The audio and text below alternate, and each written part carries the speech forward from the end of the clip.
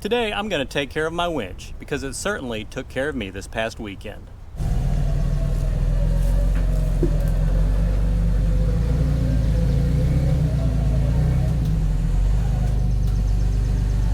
Got to use it for a self-recovery for the first time ever. So today we're going to do a little bit of winch preventative maintenance.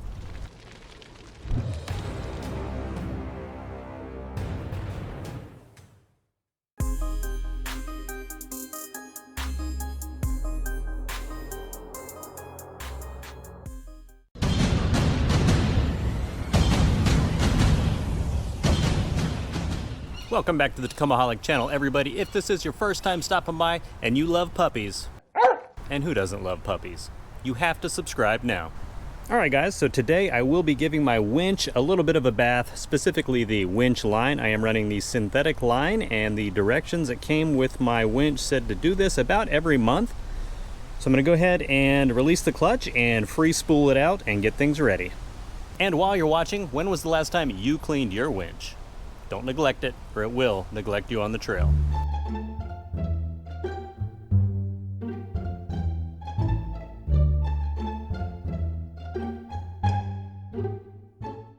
Alright, I ended up just turning the truck on, plugging the winch in, and spooling it out electronically because screw that, that was a pain in the butt. I am not in the shape I was used to be able to pull that out and still be able to make a video.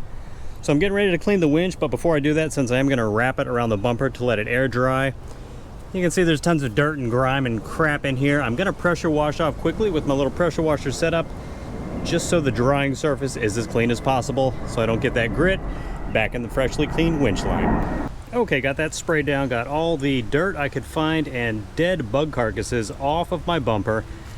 Next up, I am just going to do like a dunk soak cleaning with the winch line. You can see I've got two buckets here. One bucket of just water, and I do have one of those grit guards to help trap any dirt that comes off the winch line that I'm going to put at the bottom.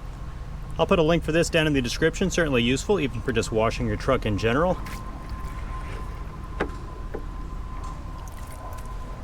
And then I filled a bucket with regular car washing suds, so I'm going to soak it in the regular water, then just dunk it in this, you know, maybe 10-15 seconds at a time, back and forth, maybe 5 or 6 times, and then wrap it around the bumper and let it air dry.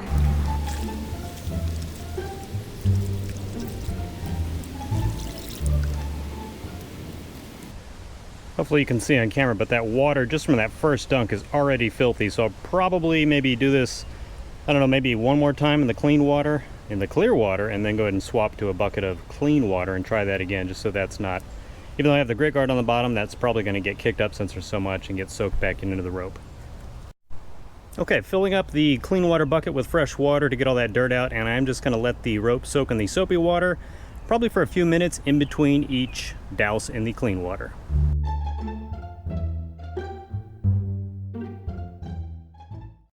Lather, rinse, repeat.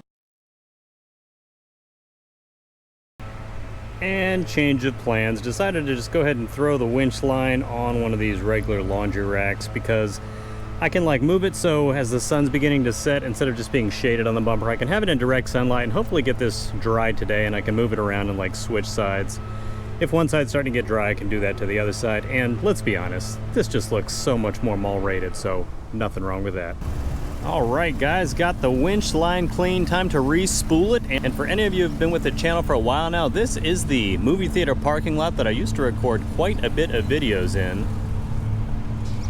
So thank you so much if you've been around since I started doing that. It's been a while though. So what I'm going to do now, I'm actually going to use one of these light poles to re-spool my winch. It's got a slight hill, so it'd be pulling my truck up under tension, whipping out the tree saver strap, and gonna do 30 seconds on, 30 seconds off, just to give my winch time to cool off. And here is my Epic hook with a fresh coat of this like cyber metallic paint on it, so no more rust spots. I think that looks pretty good. So we'll go ahead and get this spooled up under tension.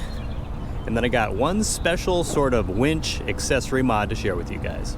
And before I show you the winch accessory, which I know you guys will love, I will go ahead and remove the front grille just so it's easier so you can see what I'm talking about. Simple process. One tab right here to pop up, another right there, and then 2 10mm bolts, and then give it a whack on the bottom and it will come out.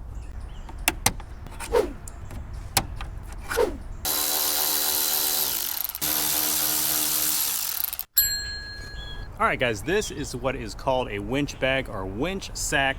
Similar to like the cover you put over the head of your high lift jack. It's just going to protect the moving parts, in this case the electrical components, from the elements when you're not using your winch. It is sort of tight back there even with the grill removed, so if you go off-roading every day, obviously this probably isn't going to be for you, because if you actually plan on using your winch, of course you have to take this off. So I know it's going to be a few weeks before my next wheeling trip, so I'm going to go ahead and install it, especially because you can see the weather today. It looks like it's going to pour any minute. So if you want to pick up a sack like mine, go ahead and check out the link down in the description below. They do come in different colors. I went ahead and got the gray because I think there's a black one, but you know this stuff usually like fades, even though it's not really exposed to direct sunlight. If you're going to go ahead and get the gray, it'll blend in a little more in there. As far as actually installing it around the winch, it is very elastic on the bottom, you can see.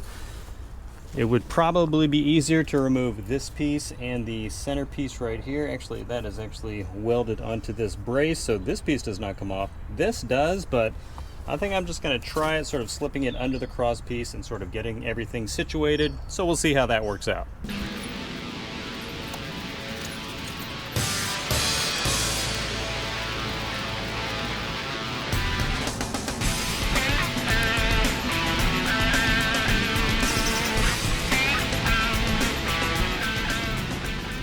All right, I was actually pleasantly surprised with the ease of getting this on, even sort of tucking it under there, using like the holes in the front of my bumper, which are there of course to allow airflow and so you can easily access your winch.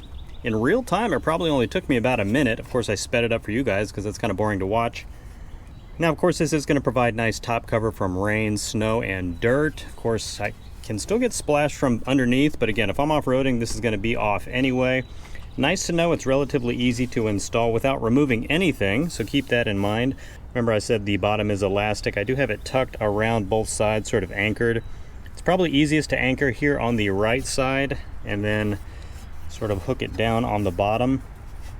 It is sort of touching right here. I don't know if this is like a air conditioning line or what, if this is going to get hot. If you know what this is, comment below, let me know. So it is sort of touching right there, so I'll keep an eye on that, like on my first drive when my truck gets up to operating temperature, because obviously I don't want this melting the, I don't think this is leather, probably pleather or something like that. So I will keep you guys up to date and let you know how it does when I'm riding around with it around town. Once it's exposed to the elements and see how it does.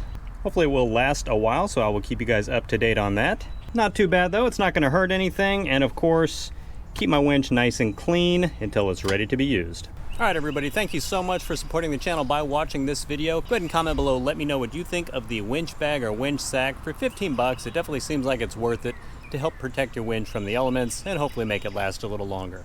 Enjoy the rest of your week, and I'll see you in the next video.